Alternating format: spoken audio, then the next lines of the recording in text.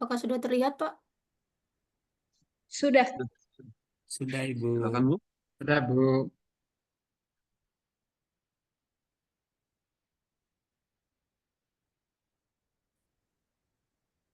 Saya mau rekod dulu ya, Pak.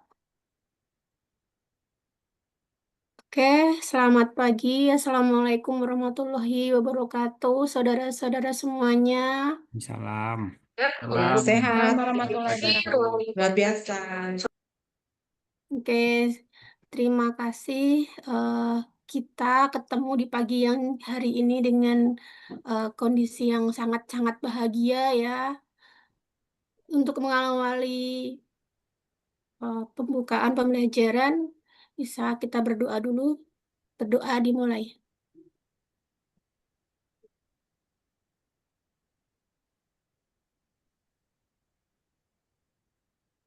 Oke, terima kasih. Pagi hari ini kita akan belajar tentang taksonomi gimnospermi. Apa itu gimnospermi? Mari kita belajar ya bersama-sama.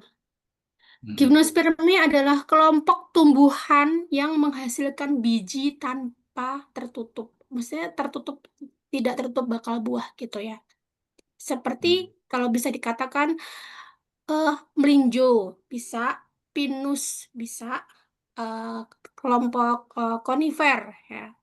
Hari ini kita belajar semua tentang gimnos, bukan angios. Jadi gimnos itu seperti kelompok cemara-cemaraan.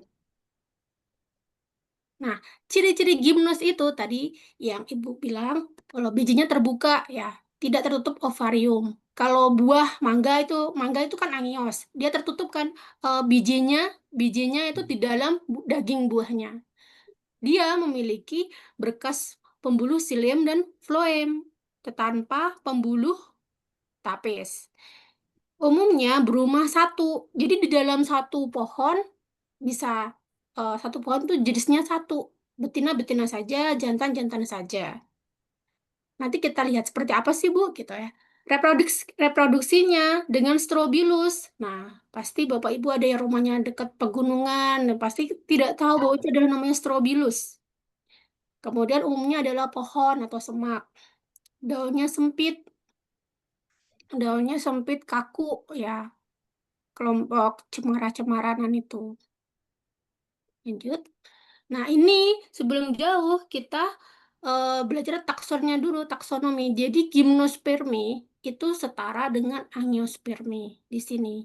Nah, untuk mempelajari lebih lanjut, kita harus tahu dulu apa itu plante, apa itu phylum kingdom. Jadi dalam ke dunia tumbuhan, kita bahas tumbuhan, itu ada kelompok, ada kingdom. Itu dia adalah satu tumbuhan itu dia bisa dikatakan spesies. Tapi kalau banyak seperti di hutan itu namanya kerajaan ya, tumbuhan macam-macam. Nah, setelah kingdom ada phylum. Tuh kelompoknya angiospermi, tapi kita lebih ke fokus gimnos. Gimnos itu kelompoknya spermatopita. Jadi spermatopita dibagi dua. Kemudian ada yang dikotil, rosales, rosa sinensis. Ini kelompok mawar-mawaran. Oke, nanti kita bahas lebih detail lagi. Nah, si gimnosperme ini dibagi 4. Ada Cicadopita, Gingopita, Coniferopita, sama Genetopita. Udah mulai nyambung belum? Genetopita itu grupnya Genetum genomon, melinjo.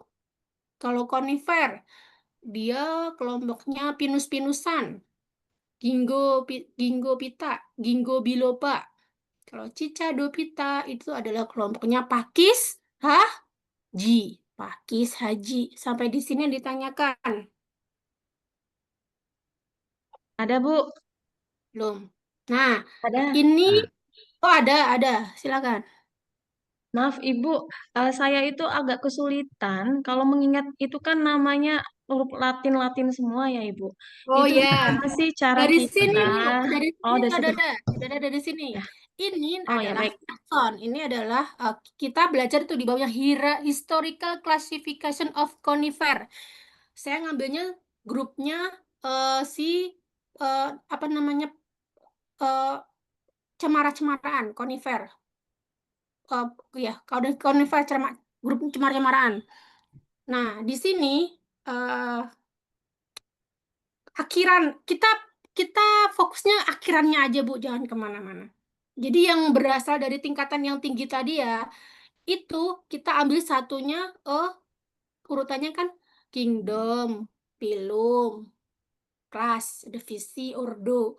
Akhiran ida pasti dia itu grupnya atasnya family. Nah, ak- akhirannya I ini, ini, semua yang ini itu kelompoknya family. Jadi, misal satu family, eh familinya Pinus itu di di gimnosperma itu terbatas ya di Indonesia itu. Kalau saya hari ini membahas gimnos, tidak Agnios. Kalau di gimnos itu terbatas. Jadi kalau dia namanya itu akhirannya juga itu lagi. Misalkan ginkgo biloba, dia cuma satu doang ginkgo biloba. Terus melinjo, genetum genomon hampir-hampir mirip namanya. Kalau di angiosperma itu dia sangat jauh. Akhiran ai mereka tuh saudaraan, Bu. Jadi yang ini conifer itu kelompoknya pinus. Pinus di ternyata Pinus tuh punya banyak ini cupres. Nanti saudara bisa lihat cupres saya ini semua tuh tumbuhan itu hampir-hampir mirip. Makanya kita belajar eh, selain gimnos, kita belajar taksonnya yang tadi saya jelaskan. Nanti kita lebih detail lagi ya setelah ini. Eh, Conifer ya, conifero ini sama ini. Ini sama satu film ini, ida-ida ini. Nah, kemudian turun ke ordo, kemudian family, ai ini family ini. Family nanti jatuhnya lagi turun lagi ke genus sama spesies. Nah, ini lebih detailnya. Cicadopita di di eh, di di buku babonnya Carlos Linnaeus. Jadi eh, taksonomi itu dia punya buku babon ya. Mungkin saudara semuanya dari jurusan berbeda pasti punya buku babon. Itu kebanyakan memutuskan memakai empat eh, bagian. Cicadopita, pita, pita, pita, pita, no, pita, pita, pita ini mereka adalah satu satu film ya. Di bawahnya nanti ada family. Nah, ini Cicadopita ini dia kelompoknya ini ya. Ini Cicadopita tuh pakai saji. Ini banyak biasanya di masjid atau di taman-taman kota.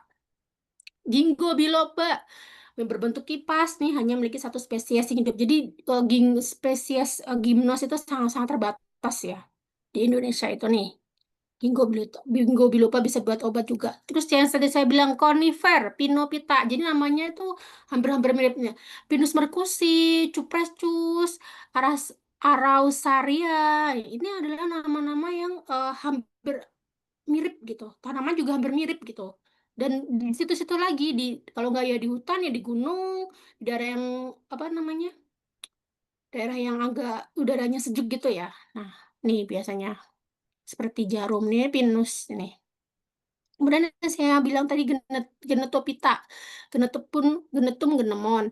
Nah, si genetumon itu melinjo, melinjo buat sayur asem ya. Kalau di daerah Jawa Barat Jakarta sini. Oke, sampai sini ada yang tanyakan lagi? Cukup? Tidak ada, Bu. Jelas, Oke, Bu. lanjut, Jelas, lanjut. Ibu. Kita lanjut. Loh, gimana mereka terbatas? Bagaimana reproduksinya? Nah, reproduksinya biasanya yang saya tadi bilang, satu pohon. Satu pohon tuh dia bisa ada jantan, ada betinanya. Gimana Bu ciri-cirinya? Nah, yang jantan itu lebih kecil. Yang betina lebih besar struktur badannya. Nah, saudara sudah bisa membayangkan ya ini tadi apa namanya? Pernah pasti ketemu ini ya? Ketemu si kelompok pinus-pinusan ini. Seperti ya runjung ya, itu strobilus itu. Itu satu kalau masih muda ya, satu helaian tuh dia bisa tumbuh, bisa tumbuh. Kalau kena sinar angin, bukan sinar matahari, maaf. Nah, di sini ada ovulanya, core-nya nih, ada ovulanya, kemudian di indung selnya ini semuanya persebarannya lewat angin, kalau enggak dia hewan ya untuk pertumbuhannya ini. Hanya sangat terbatas untuk pertumbuhan ini, kalau enggak di daerah yang eh, dataran tinggi. Meiosis ya, dia mengalami meiosis.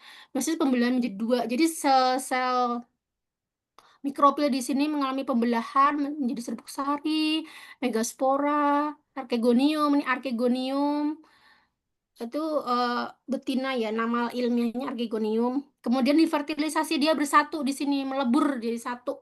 Jadi kemudian menjadi benih pinus. Yang tadi saya bilang satu helaian itu sama saja dengan satu benih si pinus itu. Lanjut. Nah, ini lebih detail lagi nih. Yang saya bilang ini loh, helaiannya ini. Helaiannya ini bisa bisa menjadi tumbuh pinus baru. Ini lebih detailnya lagi. Nah, dia mature tree. Jadi dia yang pohon yang udah dewasa ya. Jadi kalau udah dewasa sporofitnya yang saya bilang ini dia 2N. Udah matang lah. Bisa jatuh-jatuh sebelum jatuh itu dia punya spora yang banyak di situ.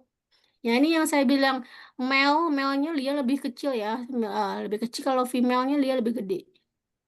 Core-nya juga lebih jelas si betinanya.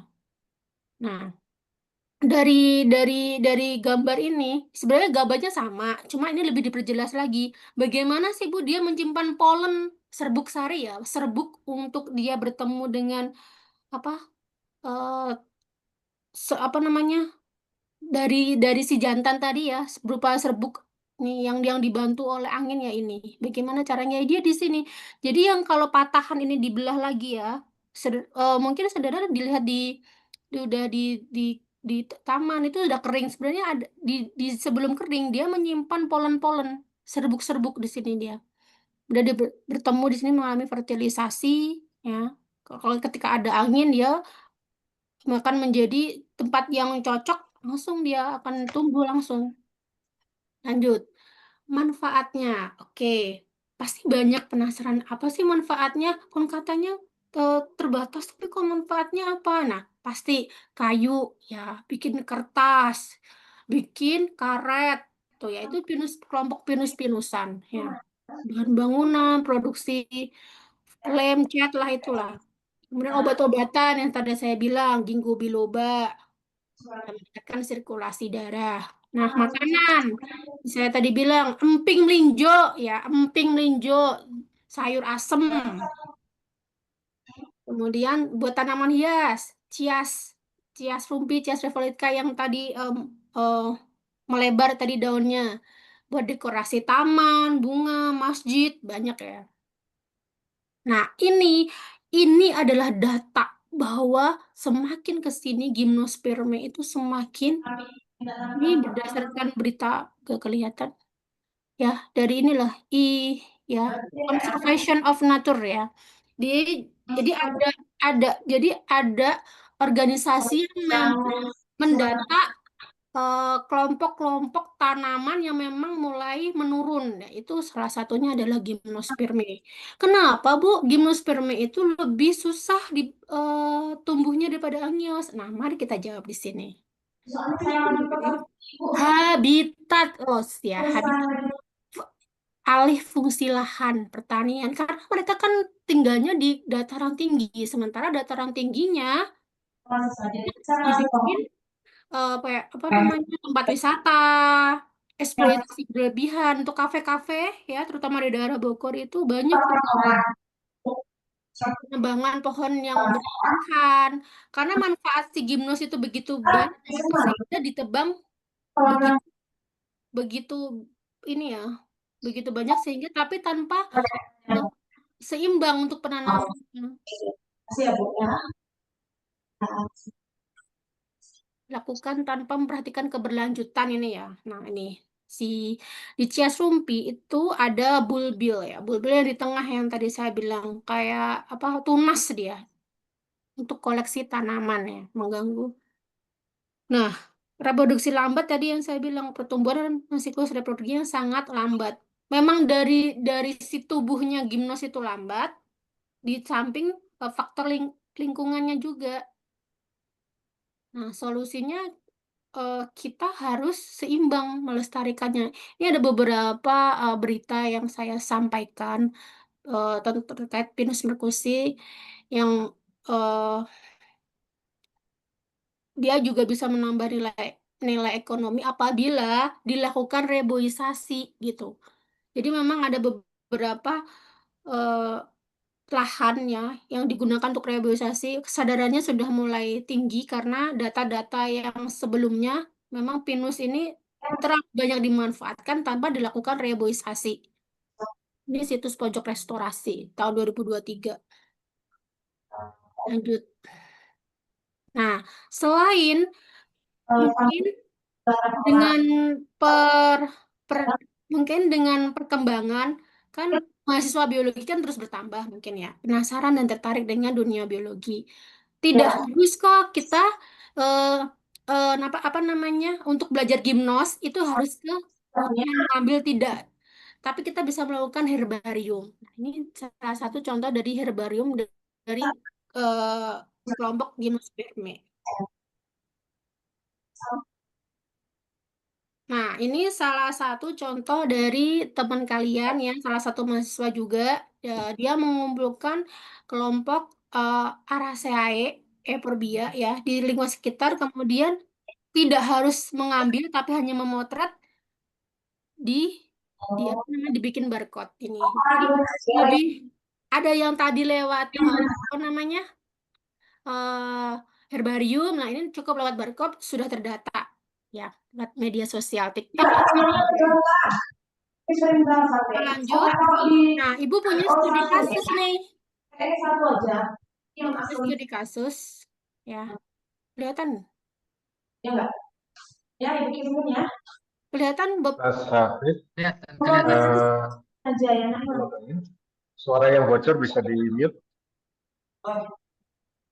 Silakan lanjut, Bu Arum. kelihatan share screen saya masih kelihatan ya? Sibuk lanjut aja, Bu. Masih. Masih di situ saya punya studi kasus nih, kasus. Nah, coba dari saudara semuanya yang tadi memperhatikan saya, bisakah menjawab kasus ini? Tadi saya menceritakan tentang gimnos, tapi saya ngambil salah satu contohnya adalah si Cias Rumpi atau Pakis Haji. Ini kasusnya dalam sebuah apa namanya daerah ya. Pakis Haji itu tergolong gimnos, tapi eh, ada suku-suku ya yang menggunakan upacara adat serta dianggap sakral. Bagaimana eh, itu kalau misalkan diambil terus-terusan kan otomatis penurunan populasi ya, yang akibat ini penebangan liar, pengambilan bulbil yang tadi saya bilang bulbil itu bedihnya, perubahan tata guna lahan yang tambah buat ini di luar Pulau Jawa kayaknya ya, di Maluku sana. Minimnya konservasi karena edukasi mereka terlalu meninggikan untuk kesakralan itu. Nah, kondisi seperti itu, bagaimana masyarakat lokal mulai mengkhawatir kehilangan warisan budayanya, tapi tanpa melanggar peraturan pemerintah. Nah, coba dari saudara semuanya silahkan dianalisis studi kasus ini atau saya tunggu berapa menit untuk saudara bisa menjawab pertanyaan ini. 5 menit cukup?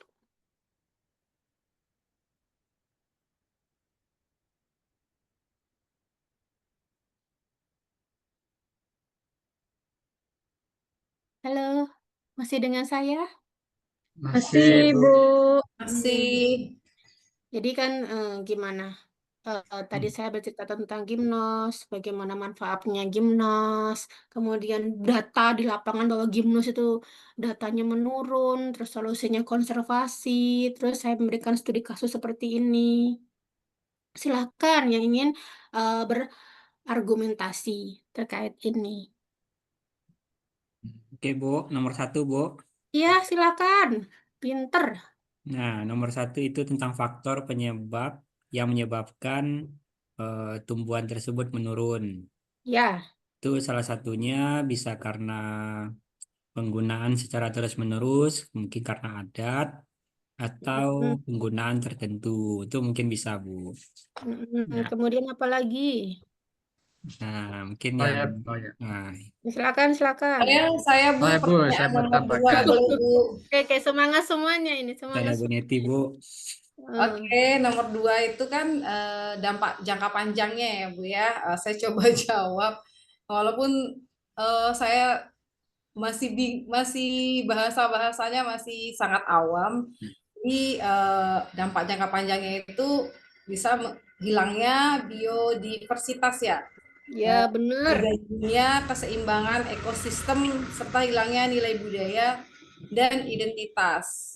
Ya, benar sekali, Bu. Diversitas itu sangat-sangat di ada peraturannya juga ya. Kita harus menjaga lingkungan juga tanpa tanpa menyentuh, tanpa memberikan perlakuan yang seharusnya sesuai dengan peraturan pemerintah.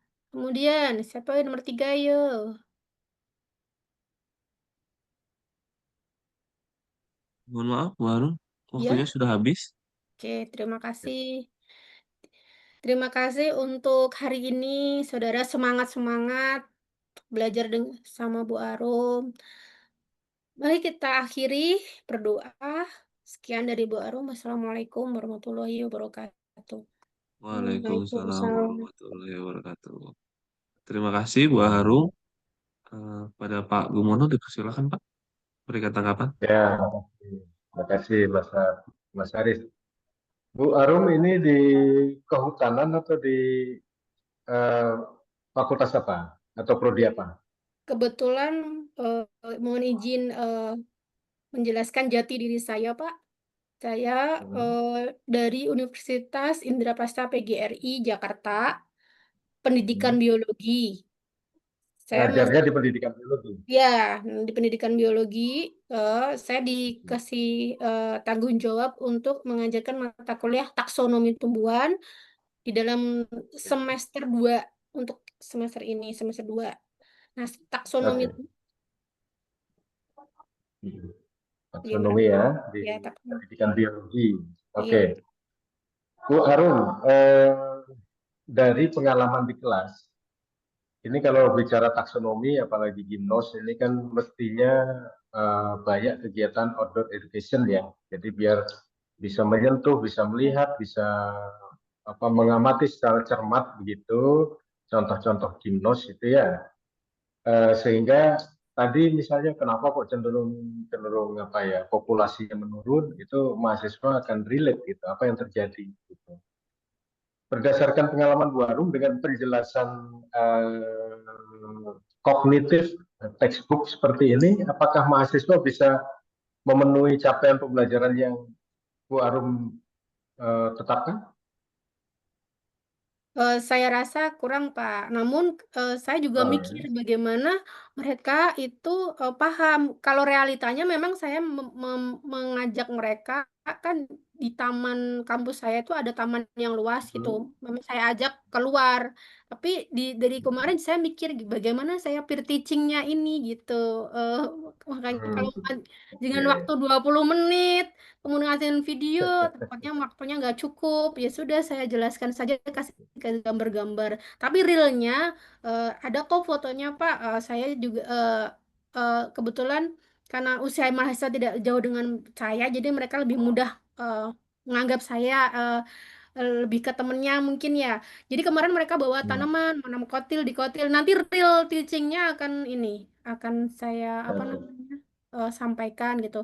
Untuk sementara waktu mereka membawa tanam ke kelas. Mohon maaf, tidak langsung ke ke mana, ke lokasi, ke hutan dan gimana. Eh, ya. eh, ada aturan, ada SOP yang harus saya ikuti kalau misalkan langsung gitu. Ya, terima kasih. Ya, itu yang saya khawatirkan ya Bu ya. Soalnya kalau dijelaskan verbalistik gitu takutnya nanti hanya tahu teori pada saat ketemu barangnya, oh ini toh yang kata Bu Arum Gimnos itu ya nggak ngeh nih selama ini ya, takutnya seperti itu. Apalagi tadi misalnya studi kasusnya kalau namanya case tadi mestinya yang terjangkau oleh mahasiswa. Nah, tadi saya lihat lokusnya di Pulau Seram di Maluku gitu. Itu kan kemudian menjadi verbalistik lagi ya. Ya. Jadi kalaupun tidak bisa dibawa ke lapangan karena taksonomi ini sangat penting ya, artinya untuk memberikan pengalaman nyata kepada mahasiswa tentang karakteristik spesies gitu, maka bisa digunakan misalnya video atau gambar-gambar yang sekarang saya rasa tersedia sangat sangat melimpah di sumber-sumber online gitu. Ya, jadi kalaupun tidak bisa dibawa ke lokasi atau spesiesnya tidak bisa dibawa ke kelas, maka bisa disiapkan, disediakan dalam bentuk video atau foto yang sangat detail terkait dengan apa yang kita bahas. Gitu. Nah, tadi Baik, bagus Bapak. sekali, ya, bagus sekali ada mahasiswa dalam tanda petik mahasiswa yang bertanya bagaimana cara mengingat, gitu. Bagaimana cara, soalnya semuanya dalam bahasa Latin, gitu. Karena bisa menyebutkan, mengingat namanya, tapi manakala ditunjukkan di depannya belum tentu kalau mahasiswa akan tahu bahwa itu spesies seperti yang dijelaskan tadi. Atau mungkin kalau lebih maju lagi, siapa tahu nanti mahasiswanya Bu Arum menjadi seorang saintis, manakala dia menemukan spesies baru, bagaimana akan SOP atau prosedur penamaan spesies yang baru ditemukan misalnya. Nah ini Bu Arum harus sampai ke sana, membayangkannya, gitu ya. Jadi, Ya Pak. ya, jadi Sama nanti untuk pembuatan nama ilmiah itu ada prosedurnya Pak, tidak langsung kasih nama, kita harus konsultasi dengan beberapa para ahli karena kan ada aturan kode itu dia, etiknya, ada kode etiknya itu yang dia, melindunginya. itu dia. Karena di Universitas Bengkulu ada profesor muda yang menemukan spesies baru, ya. Jadi prosesnya saya tidak tahu persis, tapi saya tahu beliau proses penamaannya itu melalui tahapan-tahapan yang Ya, barangkali mahasiswanya Bu Arum harus tahu itu, gitu. Jadi bukan hanya mendengarkan penjelasan, melihat gambar, lalu dikonfirmasi misalnya apakah sudah bisa dipahami sampai di sini. Nah ini mengkhawatirkan karena mahasiswa biasanya akan selalu berkata ya Bu paham, tapi manakala bakat Batman ya Pak ya. belum tentu. Oke, baik itu ya, terima kasih. Nanti mudah-mudahan pada saat peer teaching bisa terlihat tadi yang Bu Arum sampaikan. Terima Ya, kasih Bapak atas sukses. masukannya. Terima Silakan, Mas kasih. Haris. Ini saya close ya Pak ya, rekodnya. Terima kasih. Silakan Pak dulu. Apakah di record full nanti di